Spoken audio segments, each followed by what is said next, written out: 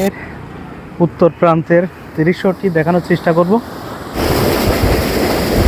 পাওয়ার pump start দিল এখন। সুপ্রিয় দর্শক, আজ আমি এসেছি ভবদাহের পরিস্থিতি আপনাদেরকে জানাবো, দেখাবো।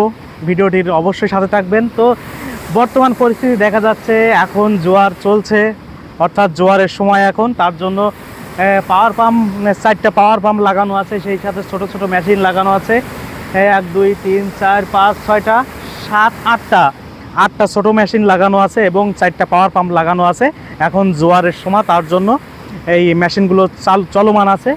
কিছুক্ষণ পরে আবার যখন ভাটি হবে, তখন ভাটার সময় এইগুলো বন্ধ রেখে কভার খুলে দেওয়া হবে।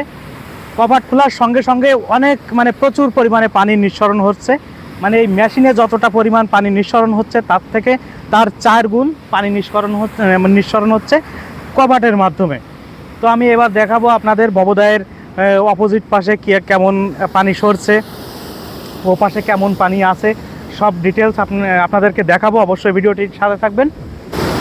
এখন আপনাদের নিয়ে যাচ্ছি ভবদাহের স্লুইস গেটের উপরে।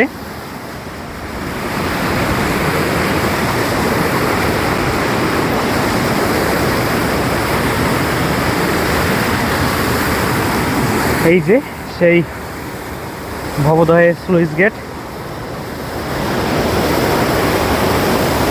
প্রচুর পরিমাণে পানি নিঃসরণ হচ্ছে।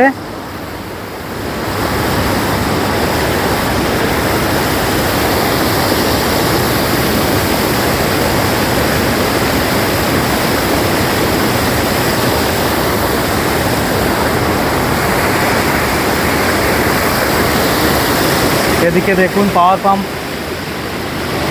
লাগানো আছে, 4টা পাওয়ার পাম্প।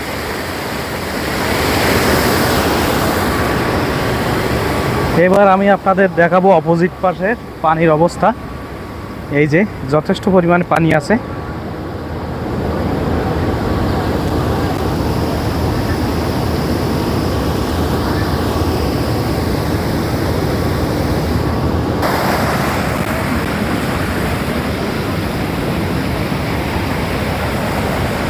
এখন ভবদাহের অপোজিট পাশে এসেছি।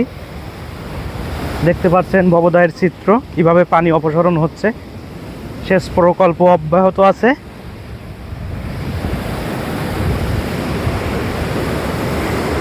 এখন জোয়ার, সেজন্য সেচ প্রকল্প অব্যাহত আছে। যখন ভাটার সময় হবে, যখন ভাটি লেগে যাবে, তখন আবার এই সেচ প্রকল্প বন্ধ রেখে গেট, অর্থাৎ স্লুইস গেটের কভার খুলে দেওয়া হবে।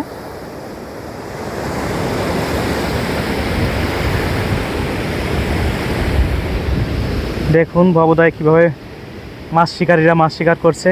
তো এই যে দেখতে পাচ্ছেন, এই যে পাড়, ভবদাহে গেটের যে পাড়, এই পাড়ের যে পানি আস্তে আস্তে বাড়ছে, উঁচু হচ্ছে। এই পানি অনেকটাই নিচু ছিল।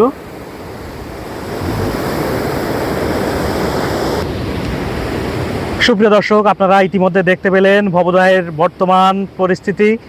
কেউ হতাশ হবেন না, কেউ গুজব ছড়াবেন না। সুপ্রিয় দর্শক, আপনারা ইতিমধ্যে দেখতে পেলেন ভবদাহের বর্তমান পরিস্থিতি, কেমনভাবে পানি অপসারণ হচ্ছে।